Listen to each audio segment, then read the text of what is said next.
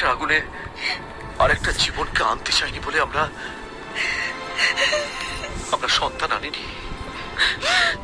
এর থেকে আমি তোদেরও দূরে সরিয়ে রেখেছিলাম, যাতে যাতে তোরা একটা সুন্দর জীবন পাস। যে জীবনের স্বপ্ন নিয়ে আমি এসেছিলাম।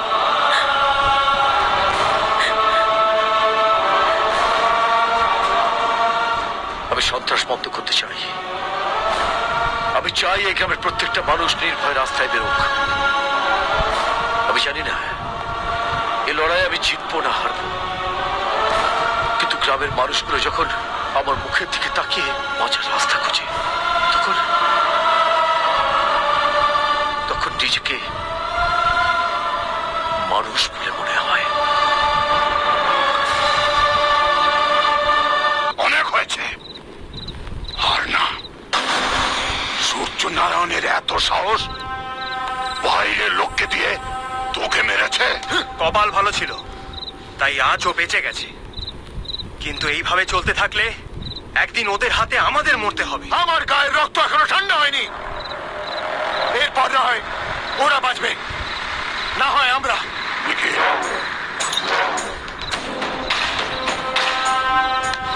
মাথা গরম করিস না। সূর্যনারায়ণকে আমাদের এমন ভাবে মারতে হবে যাতে ওর নাম মুখে আনতে লোকের বুক কেঁপে ওঠে।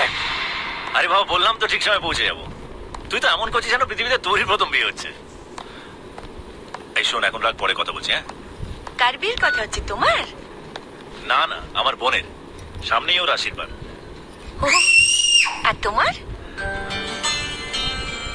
সেটাও কয়েকদিনের মধ্যেই ফাইনাল হয়ে যাবে।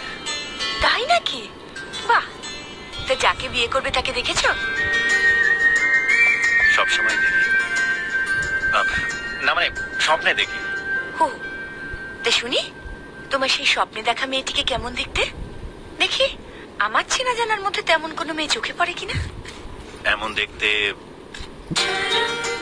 যার নিষ্পাপ চোখের দিকে তাকালে আমি সবকিছু ভুলে যেতে পারি, যে হাসলে মনে হবে পৃথিবীর সমস্ত খুশি আর আনন্দ ওর মুখে থমকে এসে দাঁড়িয়েছে, যার অবাধ্য চুলের ঝাপটায় আমার মনে বসন্ত জাগে।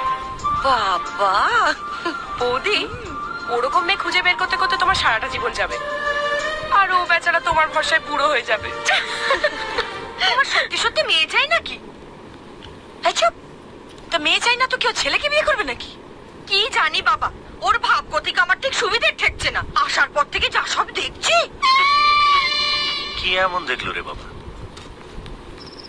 জমিয়ে বৃষ্টিটা হওয়া দরকার, তাহলে ফসলটা ভালো হবে। আর তুই এখানে, আর আমি তোকে সারা বাড়ি খুঁজে বেড়াচ্ছি। ইন্দ্র, বসো বসো বসো বসো। বর্দা, আপনার সঙ্গে আমার কিছু কথা ছিল। কি ব্যাপারে? অনুর বিয়ের ব্যাপারে। অনুর বিয়ের ব্যাপারে? মানে মানে অনুর বিয়ে নিয়ে না বেশ কয়েকজন চিন্তায় আছে। এই মঙ্গলদের কথাটাই ধরুন না, রাজীবের সঙ্গে সাবিত্রীর বিয়ে ঠিক হয়ে গেছে, কিন্তু যতক্ষণ না বিয়ে হচ্ছে ততক্ষণ চিন্তা।